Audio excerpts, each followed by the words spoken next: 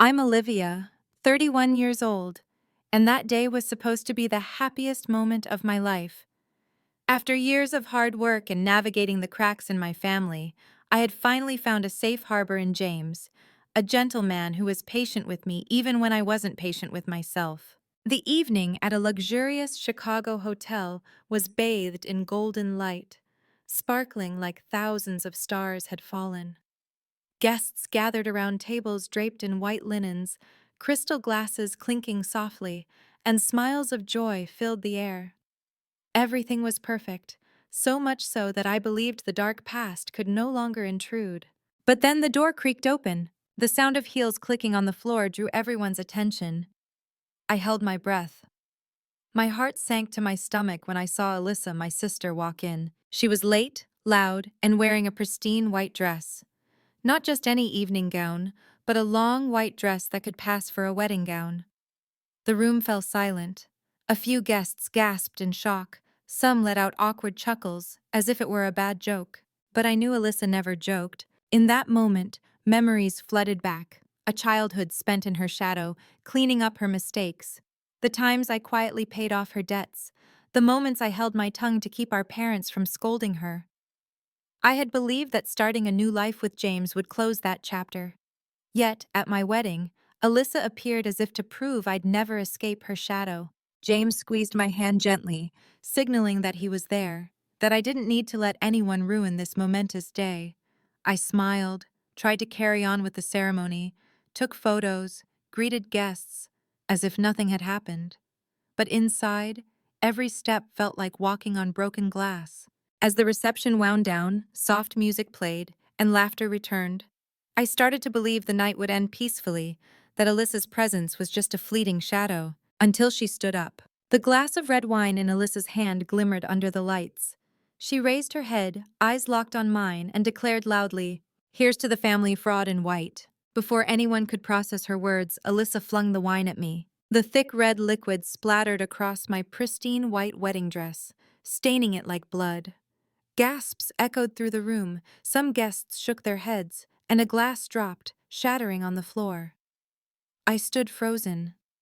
My sister, the one who shared my childhood, my room, my family secrets, had chosen to publicly humiliate me on the most important day of my life. My mother rushed forward, grabbing Alyssa's arm, stammering, "She didn't mean it." But I knew better. Alyssa always meant it. For her, hurting others was never an accident. James looked at me, his eyes filled with both pain and restrained anger. I shook my head slightly, signaling him not to act. I didn't want my wedding night to descend into chaos. Swallowing my humiliation, I stepped outside, cleaned myself up, and changed into the backup dress the organizers had prepared for minor mishaps. No one expected the mishap to come from my own family. When I returned to the reception, I smiled as if nothing had happened. I danced with James, posed for photos with friends, and accepted blessings. But in my heart, a cold, sharp decision had formed. This would be the last time Alyssa could humiliate me. From childhood to adulthood, I had shielded her, paid her debts, provided for her, and filled the gaps she left behind. I had let family ties become an excuse for enduring hurt after hurt. But the moment that red wine stained my wedding dress, I realized, if I didn't put an end to it, she'd destroy every moment of my life. That wedding night, in front of hundreds of people, I became the victim in the story Alyssa crafted. But in that same moment, I became the one rewriting my own story. And I knew what came next wouldn't just be a family argument. It would be a turning point, forcing us all to face the truth that family cannot survive on one person's endless patience. Reading this far, you might be wondering, if it were you, how would you handle it? Would you stay silent to preserve the day, or confront your family member in front of everyone? I chose outward silence, but inside, a door had closed forever. If you've ever felt betrayed by family in a moment meant for joy, you'll understand. If this story resonates with you, please leave a comment below to share with me. I never thought a honeymoon night could be so quiet. The golden glow of the hotel room's lights spilled across the corner, while James slept soundly after a long day of greeting guests, dancing, and laughing until exhaustion. I sat alone at a small table staring out at Chicago's city lights, my heart churning with silent waves. The image of the red wine splashing onto my wedding dress replayed in my mind. The cold, wet sensation, the sharp smell of wine clinging to the fabric, and the guests' shocked, pitying looks. I remembered that moment clearly, my mother rushing to defend Alyssa while I stayed silent. That night, I chose silence to preserve James's memory of a peaceful day. But deep down, I knew I couldn't keep living in that cycle. I opened my laptop. The cursor blinked like a challenge. In a few minutes, the decision I'd been holding on to for years was made. I froze the joint bank account, the one I'd poured my efforts into to save Alyssa time and again. It started 3 years ago, meant to help Alyssa cover college tuition when she missed deadlines. Then it became a catch-all for her mistakes: credit card debts, rent, health insurance. I took on side jobs, worked late shifts to keep that account funded.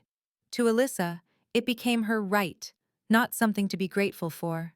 When the final click confirmed the freeze account command, a strange feeling washed over me. Not glee, not revenge, but liberation.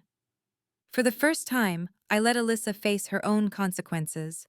The next morning, as sunlight filtered through the curtains, my phone buzzed relentlessly. 6 missed calls from Mom, 3 from Alyssa, and urgent texts. "Olivia, what did you do? The school says tuition wasn't paid. Alyssa's enrollment is canceled. Do you know this could ruin her semester? How could you be so cruel?" I set the phone face down. The smell of fresh coffee filled the air, and for the first time in years, it tasted truly sweet.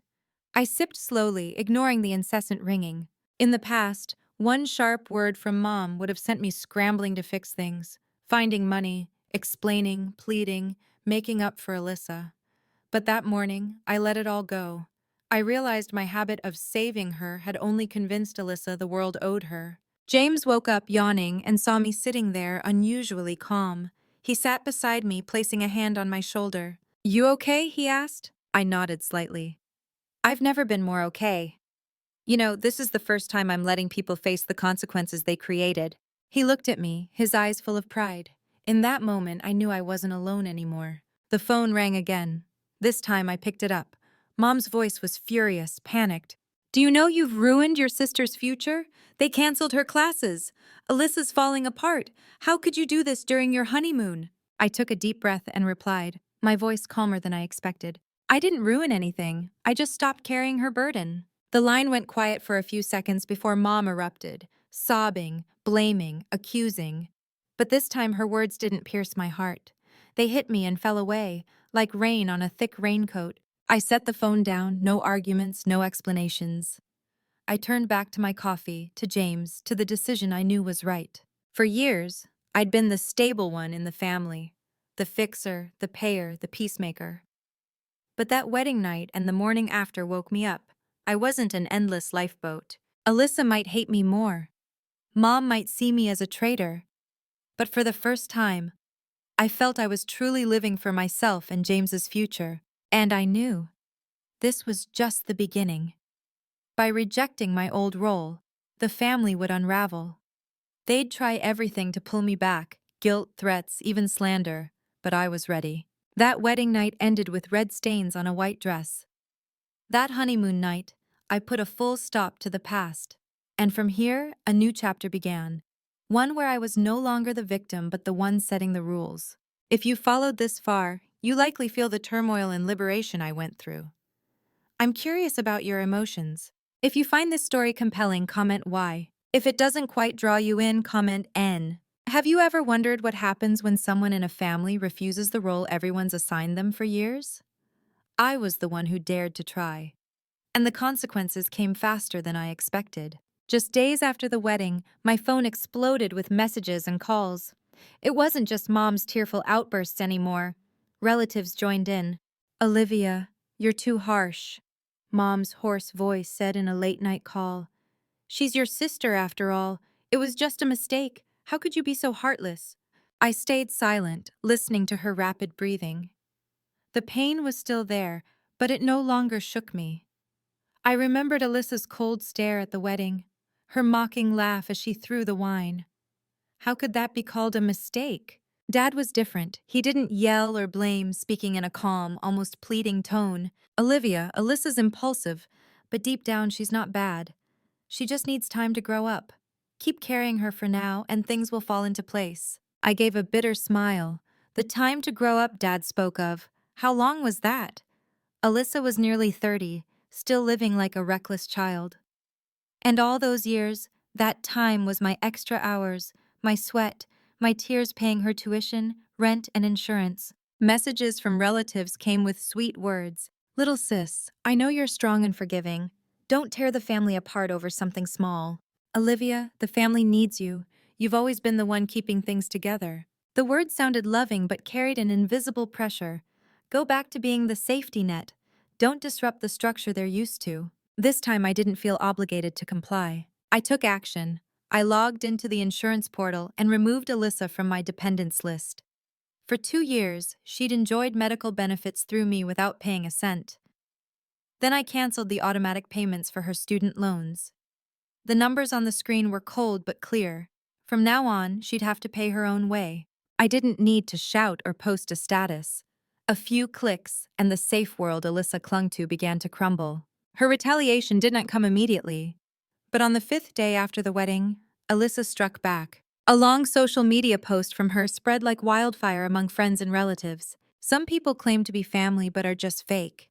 They wear white dresses, smile for the crowd, but inside, they're cold and cruel, cutting off blood ties just to keep up appearances. I pity anyone who believes in them. No names were mentioned, but everyone knew it was about me. My wedding photos were dissected, whispers spread, and a few old friends messaged me, asking if I was really as cruel as she claimed. I read it all, then set the phone down. My heart ached, but it wasn't the unhealing wound it used to be. I felt calm, because deep down, I knew the truth wasn't on social media, but in the years I'd silently paid for Alyssa's mistakes. And I decided to deliver the final blow. I opened my email, pulling up a copy of the recommendation letter I'd written for Alyssa's scholarship. That letter had gotten her through the approval process, as I vouched for her responsibility, direction, and family support. I shuddered rereading my naive words. They were a shield for her irresponsibility. I hit reply to the scholarship board, withdrawing my endorsement. I attached the school's enrollment cancellation notice and wrote briefly, I can no longer vouch for Alyssa's character or stability. 2 days later, I got confirmation. Alyssa's scholarship was revoked. That meant she lost not only her enrollment, but also her dorm housing. I knew this would hit like a thunderbolt. But strangely, instead of guilt, I felt lighter. Not because I enjoyed her suffering, but because I'd finally dared to cut the cord that had drained me for so long. The family began to unravel. Messages became more frantic, accusations sharper, and some relatives even called James to advise him to talk sense into me. But James just smiled, held my hand tightly, and said, You're not their lifeboat anymore. If they don't understand, let them learn. For the first time, I wasn't afraid of the family seeing me as a traitor. I'd chosen a different path, and I was ready to walk it. That night, I stood by the window, watching the city lights flicker like a million eyes. I knew the storm was just beginning. Without the safety net, the system that relied on it would flounder, clawing to pull me back. And I knew Alyssa wouldn't stop at a social media post. She never accepted defeat quietly. What happens when a family must face an Olivia who's entirely different, one who no longer carries anyone's burden? If you want to hear more stories and struggles like mine and relate to them, check out my previous videos on this channel. One thing I realized early on, when you change the role your family has imposed on you, they see it as rebellion. And in their eyes, the rebel is always the one at fault.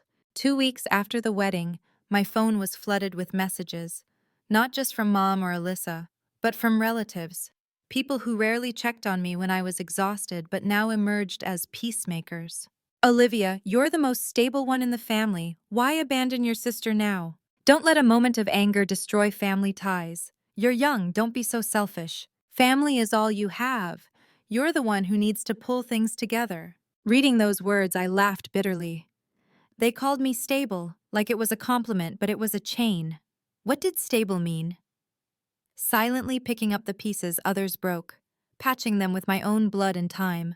I vividly remember replying to a cousin's message with a single line. Stable doesn't mean carrying forever. When I hit send, it felt like a massive weight lifted off my shoulders. That evening, Dad called. Unlike Mom or the relatives, he didn't scold. His voice was calm but loaded with implication. Do you want to keep this family together? I froze for a moment. The question felt like an ultimatum, as if keeping the family meant returning to my old role, the sacrificer, the debtor, the shield. I took a deep breath and said slowly, firmly, I want a family, but not like this. A real family can't survive on one person's sacrifice. The line went quiet. I heard Dad sigh, then he said softly, then you'll have to face the consequences. I hung up, sitting in a daze for a while. I knew the consequences he meant weren't just criticism, but cold looks, maybe even severed ties. Yet strangely, I wasn't afraid. I was ready. Amid this tension, something unexpected happened. James, my husband, shared the story with his parents. I was hesitant at first, not wanting to burden my new in-laws, but their response brought tears to my eyes. One Sunday afternoon, my mother-in-law called me into the kitchen as we prepared dinner. She placed a hand on my shoulder, her voice gentle yet firm. Sweetie, real family doesn't ruin your wedding day. Real family doesn't humiliate you in front of guests. Don't ignore that truth just because of the word family. Don't let anyone make you carry their burden again. I froze. For the first time, someone not bound by blood said what I'd buried for so long. Tears fell, not from pain, but from being seen, understood. James stood nearby, squeezing my hand, as if to say I wasn't alone anymore. That dinner, we ate amid warm laughter. My father-in-law shared how he'd been forced to be the pillar for his family, and how it took him nearly a decade to break free. He looked at me, nodding. You're braver than we were, Olivia. Don't let anyone drag you back to that old swamp. I looked around the table, seeing eyes full of love and respect. I realized I wasn't alone anymore. I had a new family, one that protected my peace, not one that chained me with my stability. That night, lying beside James, I whispered, I'm scared I'll lose my blood family. James replied instantly, You're not losing anything. You're refusing to stay a victim. If they can't accept the stronger you, that's not loss. It's freedom. I looked at him, seeing a resolve in his eyes I'd never noticed so clearly. He was right. I didn't have to carry the world anymore. I had a partner, a new foundation stronger than before. Do you believe sometimes light comes from unexpected places? For me, it didn't come from Alyssa, but from James, the man I'd only called husband for a few weeks. 3 weeks after the wedding, news about Alyssa trickled through family whispers. Her school officially canceled her student status, her scholarship was revoked, and the dorm gave her 48 hours to move out. Photos I stumbled across online made my heart ache. Alyssa standing on the dorm lawn, belongings stuffed in plastic bags and warped cardboard boxes, her face gaunt and unrecognizable. I thought I'd feel satisfaction, or at least relief, knowing she finally faced her consequences. But no, I felt a strange emptiness, not strong enough to make me return to rescuer mode, but not cold enough to turn my back completely. Mom called relentlessly, sobbing, begging me to give Alyssa another chance. I refused. This time, I didn't waver. I thought that was the end, until James stepped into the story in a way I never expected. That afternoon, James came home late. In his hands were a grocery bag and another with neatly folded clothes. His eyes were heavy but resolute. Where were you? I asked, hiding my nervousness. James sighed and recounted how he'd gone to a cheap motel on the outskirts where Alyssa was staying. I froze. He described walking down a dim hallway, reeking of cigarette smoke. Seeing my sister curled up outside her room, eyes red and swollen, a shadow of herself. Gone was the arrogant Alyssa from the wedding, the sharp-tongued one from social media. Just a broken person remained. James set the bags of food and clothes in front of her, without blame or preaching. He said one thing, slowly, each word cutting through the wall of pride she'd built. Olivia's forgiven you many times. This time, if you want to keep her trust, prove you're worthy. And he walked away. When James told me, my throat tightened.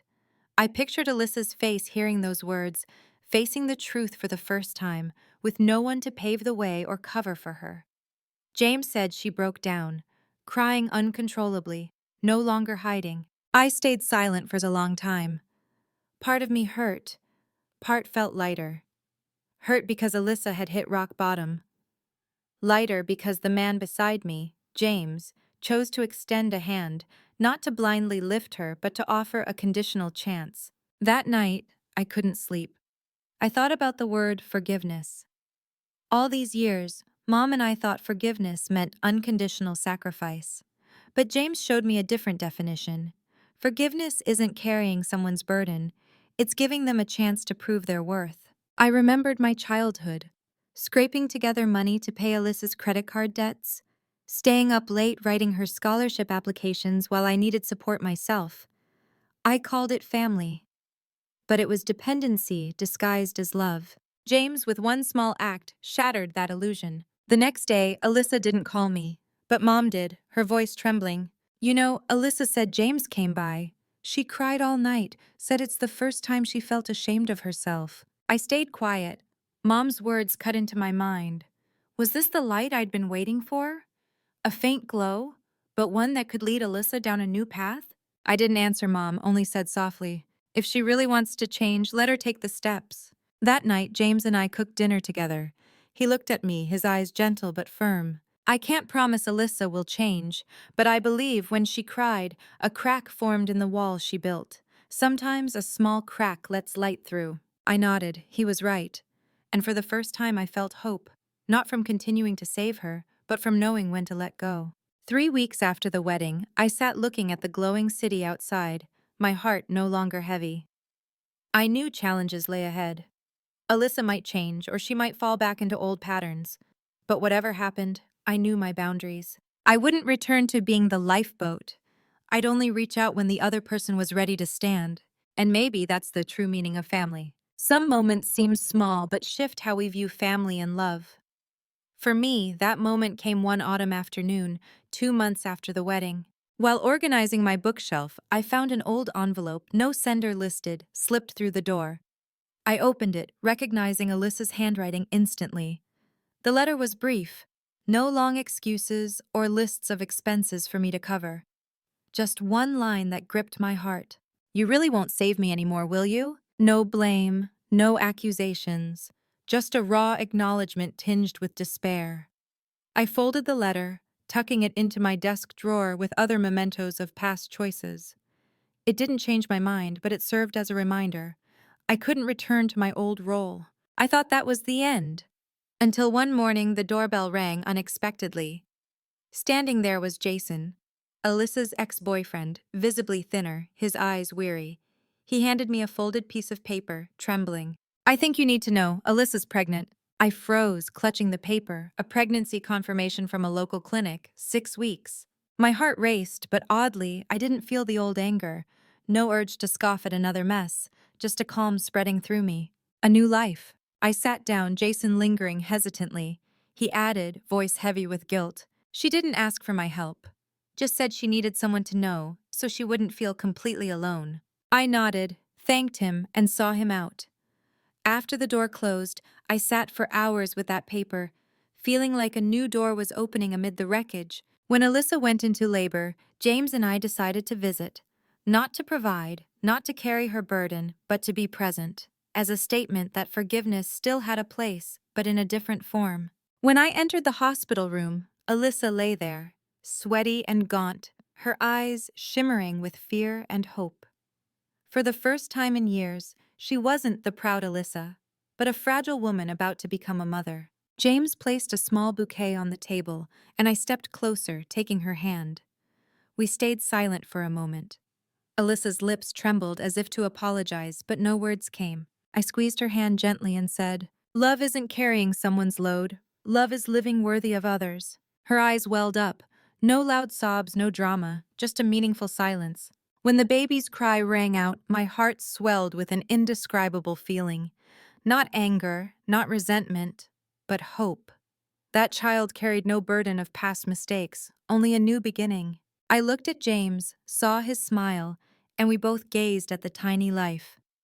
In that moment, I knew I'd done right, setting boundaries, stopping when needed, but leaving a door open for change. I didn't promise to support Alyssa financially or fix her world, but I promised to be there, as a sister, a witness, a reminder that forgiveness isn't giving everything but loving with limits. That night, back home, I opened the drawer and placed Alyssa's letter next to the pregnancy confirmation.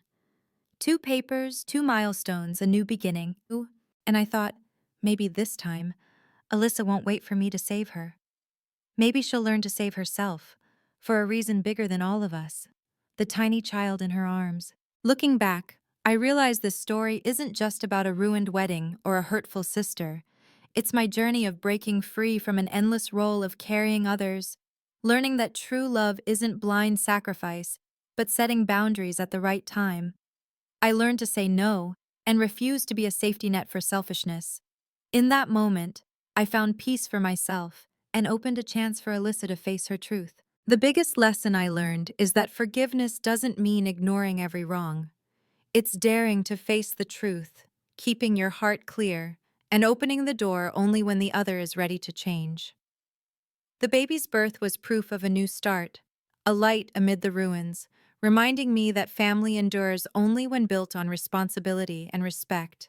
If this story resonates with you, leave a comment, share your thoughts, and follow my channel to join me on this journey through real human stories.